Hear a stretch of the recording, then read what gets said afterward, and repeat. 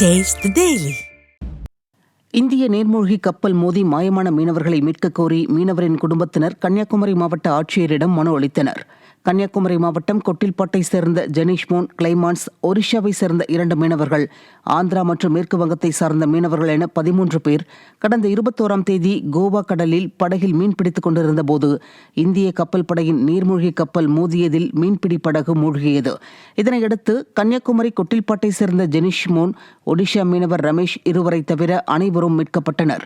இந்நிலையில் மூழ்கிய படகில் சிக்கியுள்ள கன்னியாகுமரியை சேர்ந்த மீனவரை மீட்கக் கோரி அவரது குடும்பத்தினர் மனு அளித்தனர்.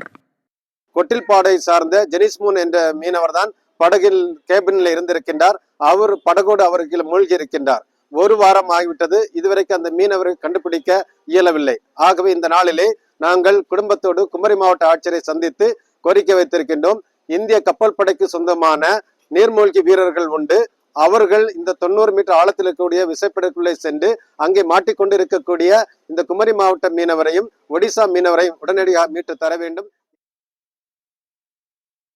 ராமநாதபுரம் மாவட்டம் மண்டபம் வடக்கு கடல் பகுதி கடும் சீற்றத்துடன் காணப்படுகிறது.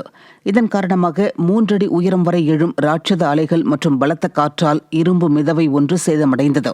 மீன்பிடி விசைப்படகுகள் ஒன்றுடன் ஒன்று மோதி சேதமடையும் சூழலும் நிலவி வருவதால் மீனவர்கள் வேதனையடைந்துள்ளனர்.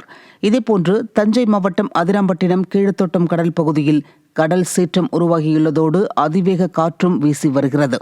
சீற்றம் காரணமாக ஆர்ப்பரிக்கும் அலைகளால் 5 அடி வரை மணல் அரிப்பு ஏற்பட்டுள்ளது.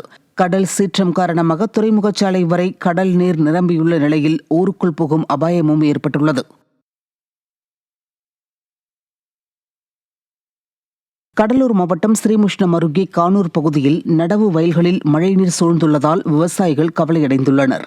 நடவு வயல்களில் நடவு செய்த நாற்றுகள் மூழ்கும் அளவிற்கு மழைநீர் தேங்கி உள்ளதால் பயிர்கள் அழுகும் நிலை ஏற்பட்டுள்ளது. இந்த நிலையில் வடிகால் வாய்க்கால் இருந்தும் தண்ணீர் வெளியேற முடியாத சூழல் இருந்து வருவதுடன் வாய்க்கால் செல்லும் வழித்தடம், முட்புதர் மற்றும் கோரைகள் சூழ்ந்து மண் மூடி காணப்படுகிறது. நிர்வாகத்திறனற்ற ஸ்டாலின் அரசிடம் வாய்க்கால்களை தூர்வார பலமுறை மனு அளித்தும் எந்தவொரு நடவடிக்கையும் எடுக்கவில்லை என விவசாயிகள் குற்றம் சாட்டுகின்றனர்.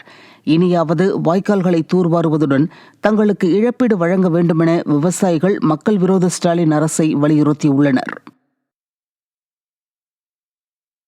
சிவகங்கை மாவட்ட ஆட்சியர் அலுவலகம் முன்பு வருவாய்த்துறை அலுவலர்கள் சங்கம் சார்பில் 2வது நாளாக காத்திருப்பு போராட்டம் நடைபெற்றது. காலி பணியிடங்களை உடனே நிரப்ப வேண்டும், பேரிடர் மேலாண்மை பிரிவில் கலைக்கப்பட்ட 97 பணியிடங்களை மீண்டும் வழங்க வேண்டும் உள்ளிட்ட 8 அம்ச கோரிக்கைகளை நிறைவேற்ற வலியுறுத்தி 9 வட்டங்களில் உள்ள வருவாய்த்துறை அலுவலர்கள் பணிகளை புறக்கணித்து தொடர் காத்திருப்பு போராட்டத்தில் ஈடுபட்டனர். இதனால் தங்கள் மனுக்களுக்கு தீர்வு கிடைக்காமல் அவதியுறும் பொதுமக்கள், அரசு ஊழியர்கள் தொடர்ந்து போராட்டங்களில் ஈடுபடும் அவலத்தில் ஸ்டாலின் ஆட்சி செய்வதாக குற்றம் சாட்டுகின்றனர்.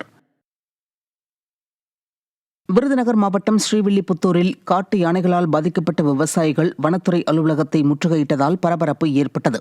மேற்கு தொடர்ச்சி மலையடிவார பகுதிகளான செண்பகத்தோப்பு, பந்தப்பாறை, வெங்கடேஸ்வரபுரம் உள்ளிட்ட பகுதிகளில் 7 காட்டு யானைகள் கடந்த 3 நாட்களாக தென்னங்குருத்து, மாமரங்கள், கொய்யா மரங்கள், வாழை உள்ளிட்டவற்றை சேதப்படுத்தி சென்றுள்ளன. பாதிக்கப்பட்ட விவசாயிகள் யானைகளை விரட்ட வேண்டுமென்று வனத்துறை அலுவலகத்தை முற்றுகையிட்டனர். அப்போது ஸ்டாலின் அரசு பாதிக்கப்பட்ட விவசாயிகளுக்கு இழப்பீடு வழங்க வேண்டும் என்றும் வனத்துறையினருக்கு கூடுதல் உபகரணங்கள் வழங்க வேண்டும் என்றும் கோரிக்கை விடுத்தனர். தேனி மாவட்டம் பெரியகுளத்தில் 5 வயது சிறுமியிடம் பாலியல் சீண்டலில் ஈடுபட்ட 75 வயது முதியவருக்கு 5 ஆண்டுகள் சிறை தண்டனை விதித்து போக்சோ சிறப்பு நீதிமன்றம் உத்தரவிட்டது.